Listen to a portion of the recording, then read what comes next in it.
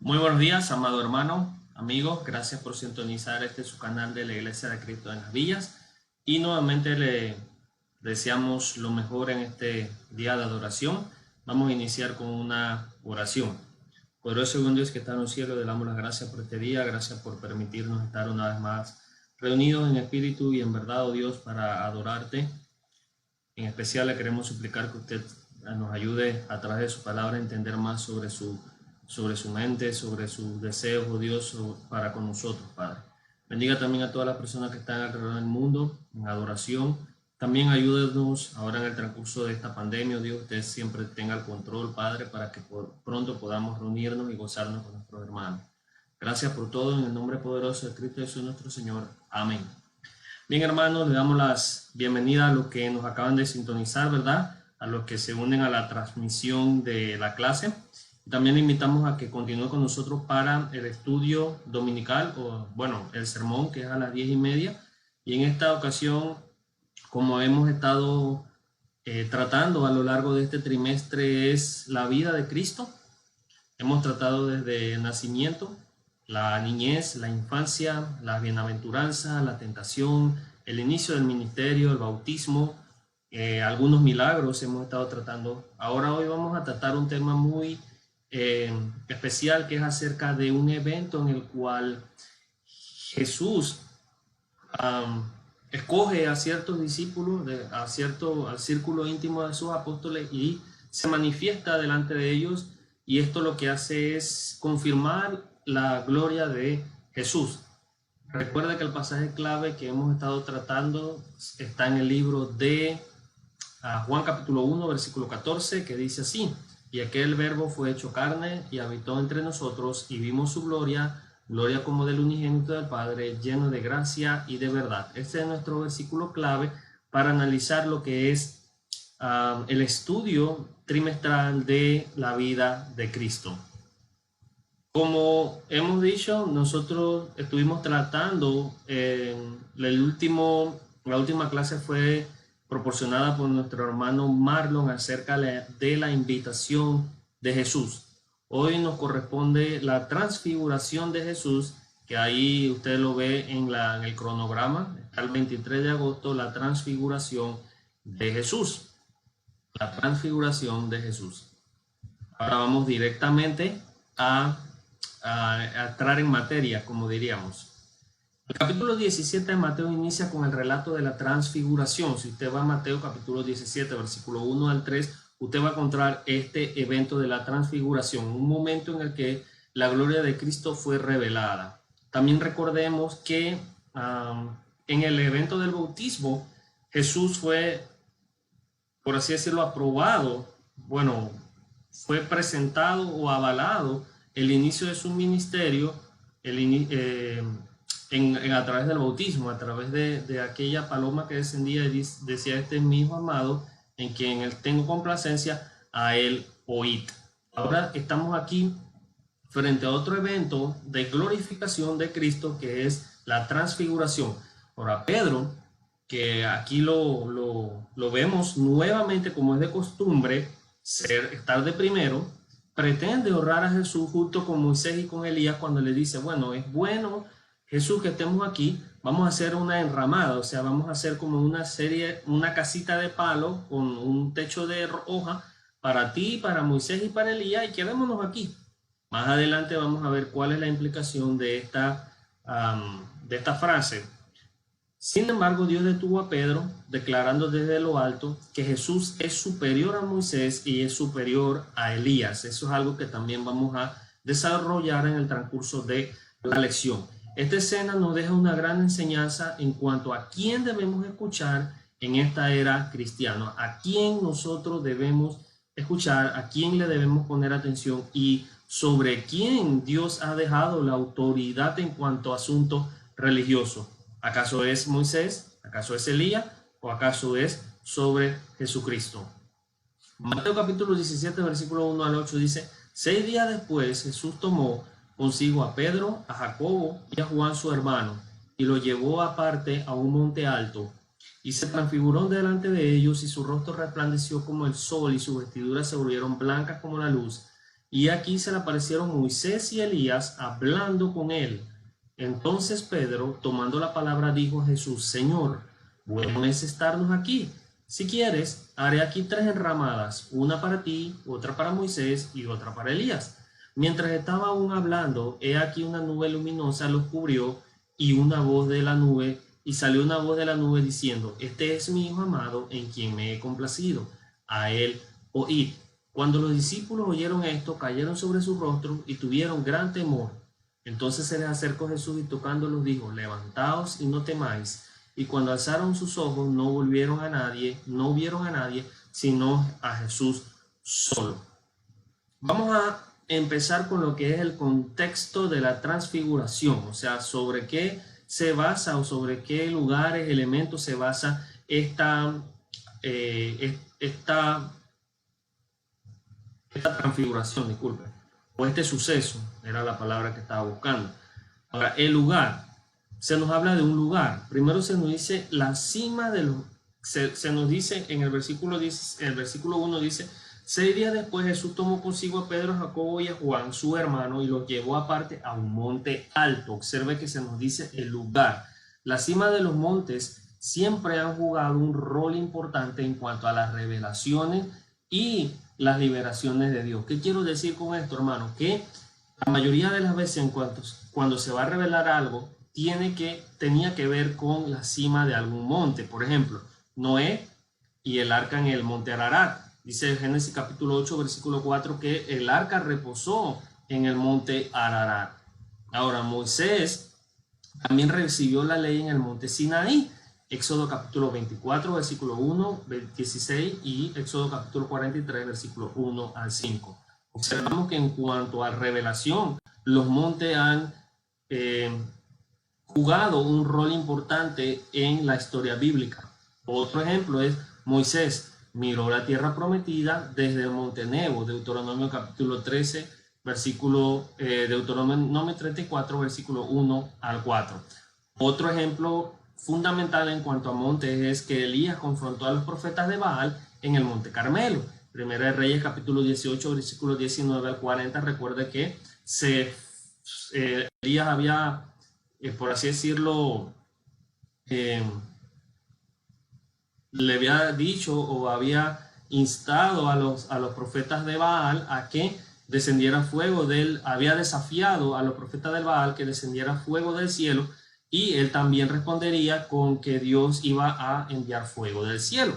Ahora observe 4 montes importantísimos dentro de la revelación bíblica o dentro de algún suceso importante en la historia bíblica, y no era de extrañarse que la transfiguración también se iba a dar en un monte importante. Por ejemplo, otro monte importante fue Jesús en el Sermón del Monte en Mateo capítulo 5 al capítulo 7. Sobre un monte también Jesús pronuncia la gran comisión de sus apóstoles, Mateo capítulo 28, versículo 7, versículo 10 y versículo 16 al 20.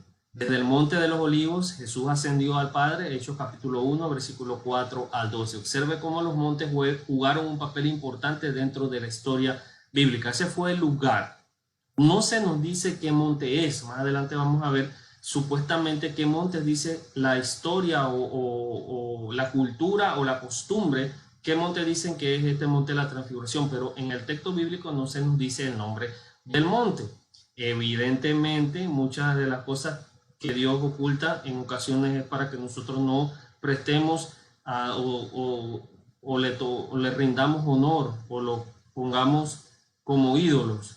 Los testigos, vamos a ver, dice el versículo 1 que Jesús tomó a Pedro, a Jacobo y a Juan. Jesús compartió la transfiguración con 3 de sus más íntimos discípulos, Pedro, Jacobo y Juan. Esto es lo que nosotros conocemos como el círculo íntimo. Tal vez estos eran los amigos más allegados a Jesús. Eso no tiene nada de malo que Jesús tuviera amigos, mejores amigos. O sea, eso es algo que usted y yo tenemos. Eso no quiere decir que Jesús no amaba a los demás discípulos. Este círculo se conoce como el círculo íntimo. El círculo íntimo estuvo presente también cuando la hija de Jairo fue resucitada, en Lucas capítulo 8, versículo 41 al 42 y versículo 51 al 56. Entonces este círculo íntimo era ya como un referente normal de Jesús. Ellos estarían cerca de Jesús en la noche de su angustia. En Mateo capítulo 26, versículo 36 al 45, también observamos que este círculo íntimo estuvo cerca de Jesús y de su sufrimiento. Una pregunta, ¿por qué Juan, Jacobo y Pedro? ¿Por qué no llamó a los demás apóstoles, como lo hemos dicho? Tal vez estos apóstoles representaban o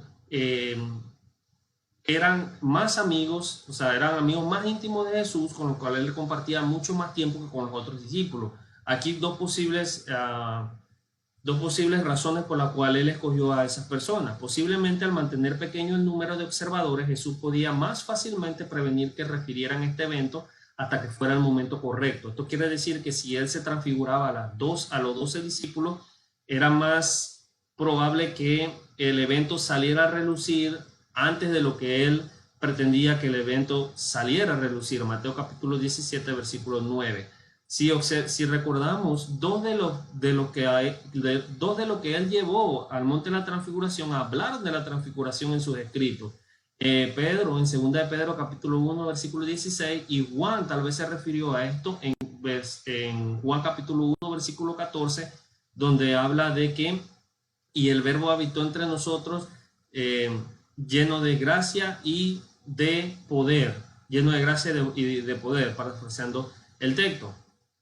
Cristo tomó a los testigos necesarios, Deuteronomio capítulo 17, versículo 6. ¿Qué quiere decir esto? Que recuerde que para que algo constara, tenía que haber 2 o 3 testigos. Y Cristo tomó a los necesarios, en este caso, 3 testigos. O tal vez él estaba por allí, o los discípulos más cerca de él, a los que él estaba, eran estos también, puede ser, Pedro, Jacobo y Juan, y él se los llevó. El lugar, nuevamente volvemos al lugar. Mateo dice que Jesús se transfiguró en un monte alto. Pedro lo llama el Monte Santo. En 2 de Pedro capítulo 1, versículo 18, Pedro habla acerca del Monte Santo, pero tampoco da un nombre específico. Ahora, la tradición dice que el sitio fue el Monte Tabor, que estaba alrededor de 9,5 kilómetros al suroeste de Nazaret. Pero es muy poco probable. ¿Por qué? Porque la altura de ese monte es de 550 metros y el texto bíblico dice que fue en un monte alto. Además, en el Monte Tabor, en ese tiempo, en la cima existía una guardia romana, lo que imposibilita más el pensamiento de que el monte de la transfiguración fue este monte. Otros dicen que fue el monte Hermón, en Cesarea de Filipo, a 28 kilómetros de Cesarea de Filipo. Y por último, algunos creen que fue en el monte Meirón, a 13 kilómetros del mar de Galilea. Todos estos son supuestos, no son montes a los cuales realmente ocurrió la transfiguración, sino que son supuestos montes por lo aledaño del lugar donde ocurrió la transfiguración, o supuestamente ocurrió la transfiguración. Ahora, nosotros sabemos que el lugar no es importante para nosotros. Lo que a nosotros nos interesa es el evento que ocurrió en ese lugar. Vamos a analizar ahora el suceso. Mientras Jesús estaba orando, se transfiguró. Vamos a observar lo que dice Lucas capítulo 9, versículo 28, que es el paralelo a Mateo capítulo 17. Lucas capítulo 9, versículo 18 dice que mientras Jesús estaba orando, él se transfiguró cuando él estaba orando. Dice así: y como 8 días después de estas palabras, Jesús tomó consigo a Pedro, a Juan y a Jacobo y subió al monte a orar. Observe que él estaba orando. Mientras oraba, la apariencia de su rostro se hizo otra y su ropa se hizo blanca y resplandeciente. Observe cómo nuevamente dice el escritor aquí que Jesús estaba orando. O sea, estaba buscando de Dios en ese momento cuando ocurre la transfiguración. La palabra transfiguró es la palabra que es en el griego metamorfo, que se traduce como transformados en Romanos capítulo 12, versículo 12. Esta es una transformación interior, pero aquí en este texto de Lucas y en el texto de Mateo dice que es metamorfo, que está ocurriendo un cambio externo, interno hacia afuera, o sea, un cambio que se refleja exteriormente, pero que viene desde adentro. O sea, por eso es que los discípulos ven y dicen, él se estaba ya, estaba resplandeciendo y se estaba transfigurando en ese momento. La gloria de Jesús no fue un reflejo como en el caso de Moisés. En Éxodo capítulo 34, versículo 29 al 35, cuando el rostro de Moisés resplandece, es un reflejo de la gloria de Dios. Acá no es un reflejo, sino que es la misma gloria o la mismísima gloria de Jesús. Colosenses capítulo 1, versículo 15 y Hebreos capítulo 1, versículo 3. O sea, la mismísima gloria de Cristo en ese entonces estaba siendo expuesta para con sus discípulos o los testigos que estaban allí, en ese caso, presentes. Esta transformación reveló la naturaleza y la gloria divina como el Dios que Él es, o sea, como Dios, en este caso. Su naturaleza y su gloria divina fueron reveladas a través de este suceso y nos recuerda que Él es un miembro de la deidad y que Él es Dios. Eso era lo que Jesús quería darle a entender a sus discípulos, que confiaran en Él, porque Él era Dios y Él es Dios. Dice que su rostro resplandeció y sus vestiduras se volvieron blancas como la luz. Versículo 2. O sea, dice que se volvieron tan blancas que ninguna persona que lavara ropa podía sacar la blancura a la cual se volvieron esta vestidura de Jesús. Esto representa la pureza. Recuerde que las vestiduras blancas representan la pureza de Jesús. Dice el versículo 3, muestra el cambio dramático que Jesús tuvo. Vamos a ir nuevamente a Mateo capítulo 17, versículo 3. Mateo capítulo 17, versículo 3 dice, y aquí el versículo 2 dice, y se transfiguró delante de ellos y su rostro resplandeció como el sol y sus vestiduras se volvieron blancas como la luz. Y en Lucas capítulo, en el anterior, que es el capítulo 9, versículo 29, también dice acerca de cómo fue que Jesús cambió dramáticamente, revelando así una vez más su origen divino. Observe lo que dice en Daniel capítulo 7, versículo 9. Vamos a ir a Daniel capítulo 7, versículo 9, dice así. Dice, seguí mirando hasta que se restablecieron tronos y el anciano de día se sentó. Su vestidura era blanca como la nieve, observen, blanca como la nieve, y el cabello de su cabeza como lana pura. Su trono llama de fuego y sus ruedas fuego abrasador. Mateo capítulo 28, versículo 3, Hechos 1.10 y Apocalipsis 1.16, que hablan acerca de la gloria de Jesús. Ahora vamos a ver, ya vimos el contexto, o sea, el lugar, el suceso, los testigos. Ahora vamos a observar lo que es el propósito de la transfiguración. ¿Por qué Jesús se transfiguró? ¿Cuál fue el propósito de la transfiguración? ¿Por qué eligió realizar este evento? Primero, fue para culminar su humanidad, o sea, la parte humana de nuestro Señor Jesucristo. Recuerde que el Señor Jesús fue 100% humano y 100% divino. Él está en una posición especial, porque fue, al mismo tiempo que fue divino, fue totalmente humano. En la vida de Jesús existieron muchos momentos culminantes. Primero, su bautismo, Mateo capítulo 3, versículos 16 al 17, que avala lo que él hizo en su niñez, en su adolescencia, y marca una diferencia en ese aspecto e inicia su ministerio. La transfiguración, aprobación a los años del ministerio, Mateo capítulo 17, versículo 5. Jesús era el ejemplo viviente de lo que Dios había deseado que la humanidad fuera. Sin embargo, pecamos. Génesis capítulo 3, versículo 5. ¿Qué queremos decir con esto? Que realmente como Jesús, según Hebreos capítulo 4, versículo 15, no cometió pecado, Dios esperaba que nosotros fuéramos de la misma manera que fue Jesús. Por eso él es llamado el primer Adán también.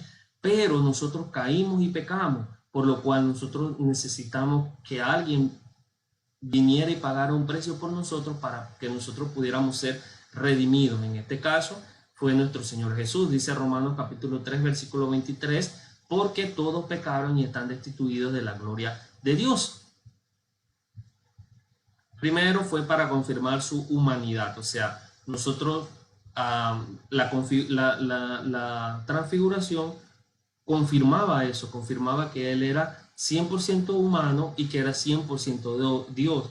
Para poder socorrernos, él tenía que ser 100% humano, porque si no, no podía saber qué fue lo que nosotros experimentamos en carne. Por eso es que es necesario que él fuera humano, según Hebreos capítulo 4, versículo 15. El segundo motivo por el cual él se transfiguró era para confirmar su partida o su éxodo. ¿Pero a qué nos referimos con partida? Bueno, vamos a analizar ahorita que Lucas habla acerca de una partida. Pedro y los demás estaban cansados y cargados de sueño. Sin embargo, despertaron y vieron aquella gloria. Lucas 9:32 dice que ellos estaban cargados de sueño. La secuencia de eventos increíbles solo continuó. Lucas 9, capítulo 9, versículo 30 al 33, cuando se nos dice que Moisés y Elías aparecen junto con Jesús. ¿Y quiénes eran Moisés y Elías? Moisés y Elías eran dos grandes héroes de la fe judía. Siempre yo me he preguntado cómo fue que ellos se dieron cuenta o se percataron que eran Moisés y Elías. No sabemos cómo ocurrió eso. Tal vez ellos tenían los nombres arriba de su cabeza o tenían un distintivo en lo cual ellos podían saber que eran Moisés y Elías, o simplemente Jesús les dijo quiénes eran. No sabemos cómo eso ocurrió. Pero lo que sí sabemos es que estas personas eran grandes héroes de la fe judía. Hebreos capítulo 11, versículo 23 al 29, que habla de Moisés, y Santiago capítulo 5, versículo 17, que habla acerca de Elías. Moisés, recuerde que fue el dador de la ley, fue el que nosotros conocemos que la ley de Moisés, a la cual se refería a los judíos, fue escrita por Moisés. Recuerda que también él fue el autor de Génesis, Éxodo, Levítico, Números y Deuteronomio. Y a Elías fue el que llamaba a la gente a volver a la ley. O sea, recuerda lo que se decía de Juan el Bautista: vos que claman en el desierto, que prepara el camino para el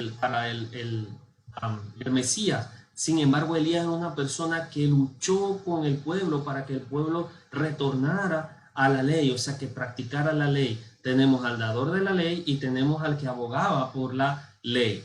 Ahora, había muchos temas que podían conversar Moisés y Elías. Imagínense usted, sabiendo que tengo al Mesías al frente, yo soy Moisés y usted es Elías, y tenemos a Jesús al frente. ¿Usted qué cree que podemos conversar con él? Podemos conversar un montón de cosas. Podemos conversar cómo fue que creaste el mundo, por qué decidiste morir por los pecados, o sea, qué consejo no puedes dar, cómo has experimentado esto. Un montón de cosas pudieron ellos hablar. Sin embargo, decidieron hablar acerca de la partida de Cristo. La partida de Jesús tenía que cumplirse en Jerusalén. Dice Lucas capítulo 9, versículo 31. Vamos a ir a Lucas capítulo 9, versículo 31. Dice así: quienes aparecieron en gloria hablaban de la partida de Jesús que él estaba a punto de cumplir en Jerusalén. La palabra que el autor utiliza es la misma que se traduce por éxodo, esta palabra de partida, la que literalmente significa la vía que lleva afuera. O sea, Jesús necesitaba partir de Jerusalén, necesitaba hacer un éxodo desde Jerusalén. El éxodo al cual se refiere Lucas abarca la muerte, la resurrección y la ascensión del Señor Jesús. Eso es lo que se refiere los dos, Moisés y Elías, aquí con la palabra partida. Sin embargo, tal vez muchos de los discípulos no entendían qué significaba la palabra partida, pero la palabra partida, que dice que debían ocurrir desde Jerusalén en muy poco tiempo, se refiere a la muerte, la resurrección y la ascensión de Jesús. Ahora la pregunta es, ¿por qué el interés de Moisés y Elías en la crucifixión? ¿Por qué ellos tenían el interés en que Jesús partiera? ¿Cuál era el propósito detrás de esto? Recuerde que Moisés y Elías, en lo que estuvieron antes de Jesús, recibieron un perdón, por así decirlo, no completo. O sea, un perdón que necesitaba venir a alguien para que realizara una expiación completa. Ellos recibieron perdón no en totalidad, sino en parte. Ahora, el perdón definitivo, tanto de los hijos de Dios del Antiguo Testamento como los hijos de Dios del Nuevo Testamento, dependían de la muerte, la crucifixión y la resurrección de Jesús. Pues he ahí la importancia de por qué Jesús, de por qué Moisés y Elías estaban hablando de la partida con Jesús. No sabemos que estaban hablando con Jesús, solamente sabemos que estaban hablando de una partida. Puede ser que le estaban diciendo, estaban dándole ánimos a Jesús, recordándole que él iba a pagar el precio por todo por el pecado de todos de los de su pueblo, ya sean los judíos, ya sean las nuevas personas que se iban a convertir de acuerdo a la nueva era, que era la era cristiana. En consecuencia, Moisés y Elías estaban interesados en la crucifixión porque ese evento era importantísimo, porque el perdón de su pecado dependía de ese evento. O sea, la total justificación de ellos dos dependía de ese evento. No hay duda de que Moisés y Elías alentara a Jesús a continuar con su camino a la cruz. Mateo capítulo 16, versículo 22, contrario a lo que hizo Pedro, que Pedro le dice a Jesús, no te acontezca esto, Señor, de ir a la cruz y morir por nosotros. Dice ahí en el versículo 22, y tomándole aparte, Pedro comenzó a reprenderle diciendo, no lo permitas, Dios, Señor, eso nunca te acontecerá. Y sabemos que le dijo Jesús, apártate de mí, Satanás. En cambio, Moisés y Elías no le estaban diciendo a Jesús que no fuera su muerte, más bien puede ser que lo estaban alentando a que continuara en su camino, lo que él vino a hacer. Ahora también, la transfiguración ocurrió para definir su autoridad. ¿A qué nos referimos con esto? Los discípulos se alarmaron por lo que vieron. Marcos capítulo 9, versículo 6. Pero Pedro no perdía su deseo de ser el primero. Pedro siempre quería ser el primero en caminar sobre las aguas, el primero en responder quién cree que dicen los hombres, quién soy yo, cuando Jesús preguntó. O sea, él quería ser el primero en todo. Ahora, aquí nuevamente en el versículo 14 de Mateo 17, 4, dice así, entonces Pedro, tomando la palabra primero, nuevamente, dice así, Señor, bueno es estarnos aquí, si quieres haré aquí 3 enramadas, una para ti, otra para Moisés y otra para Elías. Este hombre inmediatamente quería hablar, no dejaba que los demás hablaran, quería tomar el control de la situación. Lucas capítulo 9, versículo 33 también nos dice acerca de que Pedro fue el primero en hablar. Ahora, la frase anterior parece simple. Si quieres, haré aquí 3 enramadas. Para nosotros parece, bueno, Pedro estaba mostrando un respeto hacia Jesús y también estaba mostrando una consideración hacia Jesús, Moisés y Elías. Ahora, no entiendo cuál era el concepto de mantener a Moisés y Elías en una enramada si ellos evidentemente eran espíritu en ese entonces, no poseían tal vez un cuerpo físico. Sin embargo, esta frase esconde un gran significado. Observen lo que Pedro realmente trató de decirle aquí a Jesús. Luces Jesús, exactamente como el Mesías que fue descrito para nuestro pueblo, el Mesías que yo había imaginado. Así que por favor, olvídate de ir a Jerusalén, donde te aguarda la muerte. Ya no dijiste que ibas a ir a Jerusalén a morir. Recuerda que en el Mateo capítulo 16 él le dijo que era necesario que él muriera. Entonces, ¿qué dice Pedro? Mejor quedémonos aquí sobre el monte, aquí estamos seguros, donde estás rodeado de tu gloria. Mira, aquí tienes a Moisés, mira que tienes a Elías, aquí estamos nosotros, estamos tranquilos, vamos a quedarnos aquí y no vayas a comparecer ante la muerte. Ahora vemos lo que realmente significa, si quieres, haré aquí 3 enramadas. Si Jesús se hubiera quedado allí, haciéndole caso a Pedro, no habría muerto por nuestros pecados, 1 Corintios capítulo 15, versículo 3, y al final todos estaríamos perdidos. Hebreos capítulo 9, versículo 22, porque solamente a través de la sangre de Cristo fue que nosotros recibimos redención y perdón de pecado. Efesios capítulo 1, versículo 7. Ahora, Pedro no sabía qué estaba haciendo cuando puso a Moisés y a Elías al mismo nivel de Jesús. Observe cómo Pedro, a pesar de que él piensa que Jesús es el Mesías, él coloca a Jesús al mismo nivel que Moisés y que Elías. En ocasiones, muchas personas cometen ese mismo error de colocar a Jesús al mismo nivel que muchos líderes religiosos.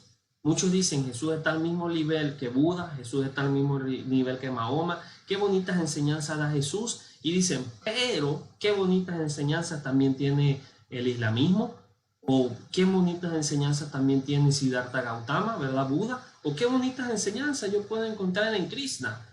Entonces, ponemos a Jesús al mismo nivel que estas personas, que estos religiosos, que estos maestros o que estos líderes espirituales. Y no es así. Jesús no está al mismo nivel. Jesús es superior a Moisés. Hebreos habla de esto. Jesús es superior a los ángeles, Hebreos capítulo 2, y es superior a Moisés. Entonces, no debemos colocar a Jesús al mismo nivel que estos líderes religiosos o al mismo nivel que ciertos seres espirituales. En ocasiones he visto una frase que dice: mi ángel es Cristo, mi ángel es Dios.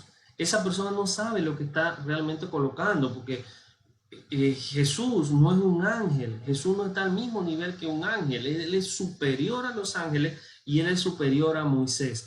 Cuando Pedro trata de colocar a Cristo al mismo nivel que Moisés y al mismo nivel que Elías, entonces una voz del cielo descendió y dijo: mientras estaba aún hablando, o sea, hablando Pedro, he aquí una nube luminosa los cubrió, y una voz salió de la nube diciendo: este es mi hijo amado, en quien me he complacido, a él oíd.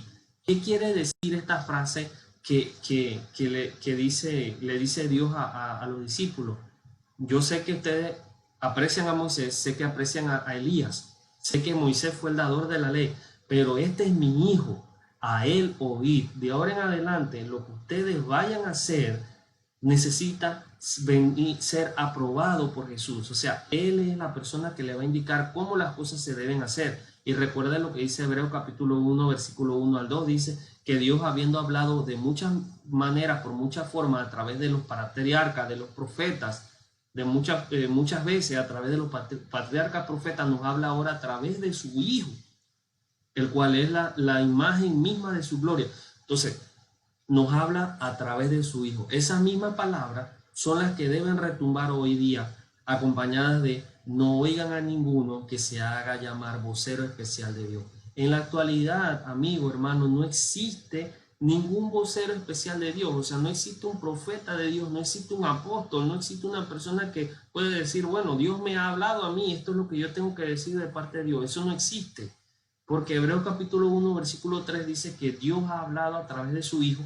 Y aquí vemos en Mateo capítulo 17, versículo 5, que Dios mismo, hermano, está diciendo que al que nosotros tenemos que oír es a Jesús. Y el último motivo para transfigurarse fue para preparar a sus apóstoles. La palabra de Mateo capítulo 17, versículo 5 debieron impactar fuertemente a los apóstoles, los cuales se estaban negando a aceptar el anuncio de su muerte. En Mateo capítulo 16, versículos 21 al 22, recuerda que Jesús dice: es necesario que yo muera, y Pedro lo toma aparte y lo regaña y le dice: Jesús, no te acontezca eso, no vayas a morir por nosotros. Y dice Jesús: apártate de mí, Satanás. Y Dios le dice: si Jesús le está diciendo que él tiene que ir a morir a la cruz, al Calvario por todos ustedes, tienen que escucharlo. Eso es lo que tiene que ocurrir, porque así debe ocurrir. Oigan a Jesús aun cuando no comprenda ciertas cosas. Él sabe lo que les conviene. Aun cuando usted no comprenda por qué Jesús tiene que ir a morir por usted escúchelo, porque él sabe lo que está hablando. En Proverbios capítulo 14, versículo 12 dice que hay caminos que al hombre le parece correcto, pero su fin es camino de muerte. ¿Qué quiere decir eso? Que hay cosas que yo parece que supiera, parece que fueran buenas, pero realmente yo no sé cuál es su final. No se perderán los que traman el mal, pero misericordia y verdad recibirán los que planean el bien. En el versículo 12 dice: hay camino que al hombre le parece derecho, pero el final es camino de muerte.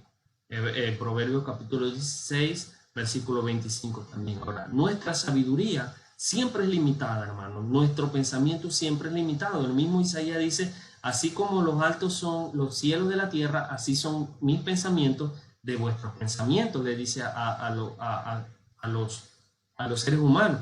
Nuestra sabiduría siempre es limitada, por lo que debemos aprender a confiar en la sabiduría de Dios. Efesios capítulo 3, versículo 10.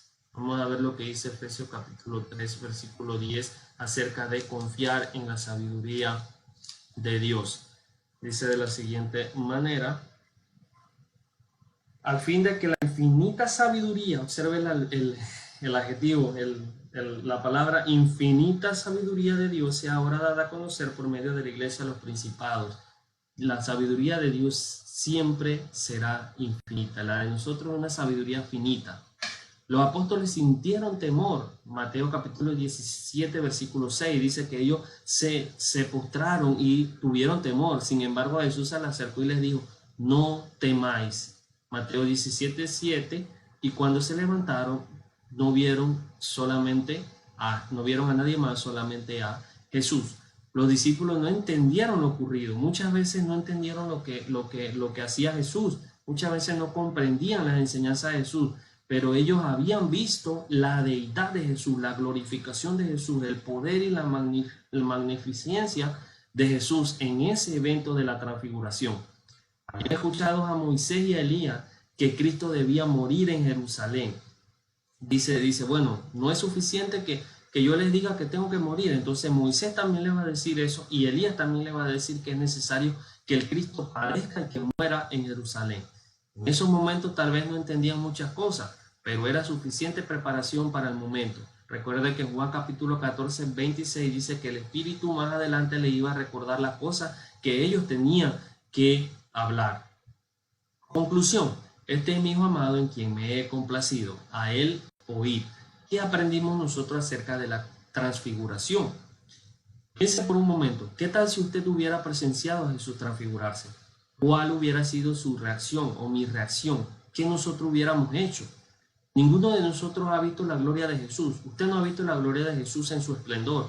Yo tampoco he visto la gloria de Jesús ni la gloria de Dios en su esplendor. Sin embargo, si nos mantenemos fieles, algún día le veremos tal como Él es. Dice Juan capítulo 3, versículo 2, que algún día, si amamos a vamos a ir a Juan capítulo 3, versículo 2. Juan capítulo 3, versículo 2 dice, amados, ahora somos hijos de Dios y aún no se ha manifestado lo que habremos de ser, pero sabemos que cuando Él se manifieste seremos semejantes a Él porque le veremos como Él es. Observe que va a llegar un momento, si somos fieles, que vamos a ver a Jesús realmente como Él es.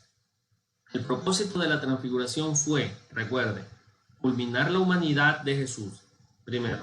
Segundo, confirmar su partida. Tercero, definir su autoridad. Y cuarto, preparar a sus apóstoles.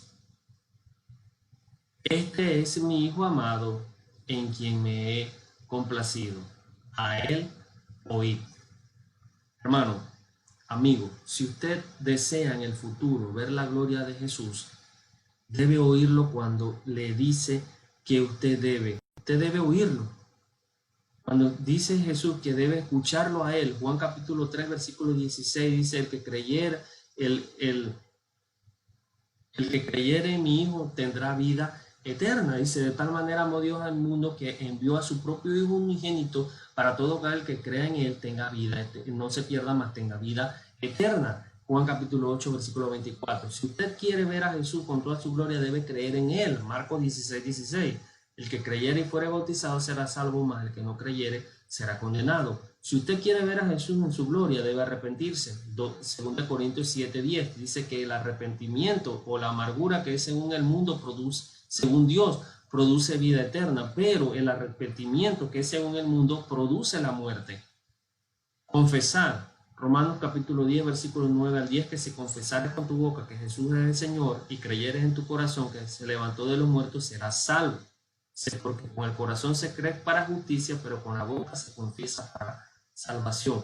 Si usted quiere ver a Dios en su esplendor, en su gloria, a Jesús, usted debe bautizarse. Hechos 2:38. Arrepentido y bautizado cada uno de vosotros en el nombre del Señor Jesús y recibiréis perdón de pecados.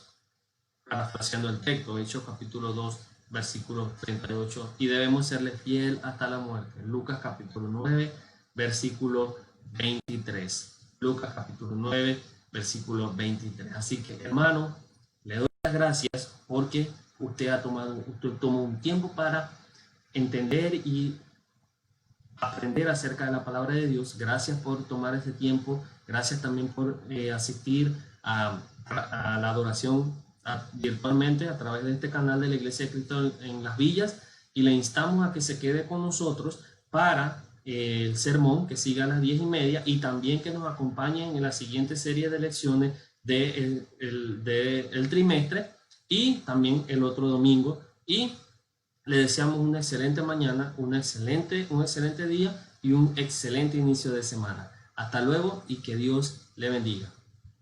Este es el día de encontrar la paz. No tardes más, ven al Salvador. Este es el